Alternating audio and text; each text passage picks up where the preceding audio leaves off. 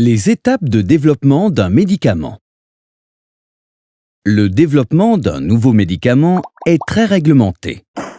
C'est aussi le résultat d'un processus coûteux, car il représente un investissement de près d'1 milliard d'euros et long, car il dure en moyenne 10 ans.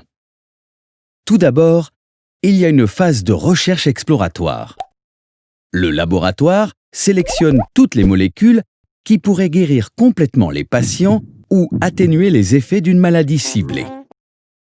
Une fois sélectionnées, le laboratoire teste chacune des molécules sur des cellules et sur des animaux. Ce sont les tests précliniques.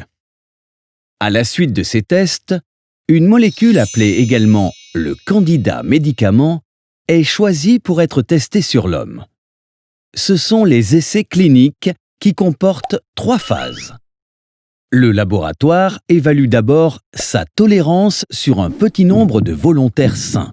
Pour cela, il augmente progressivement les doses afin de savoir quelle est la dose maximale tolérée sans effet secondaire.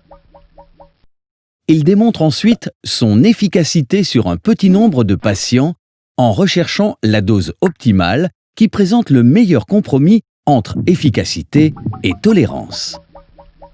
Enfin, il évalue le rapport efficacité-tolérance sur un grand nombre de patients en comparant le candidat médicament au traitement de référence, afin de prouver à grande échelle sa valeur ajoutée pour traiter la maladie ciblée.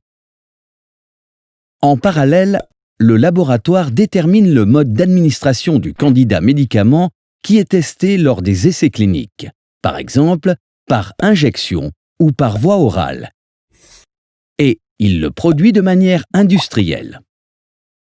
Si les résultats des essais de la phase 3 sont favorables, le laboratoire dépose un dossier d'autorisation de mise sur le marché, AMM, qui décrit l'ensemble des résultats des essais et des analyses qu'il a conduits.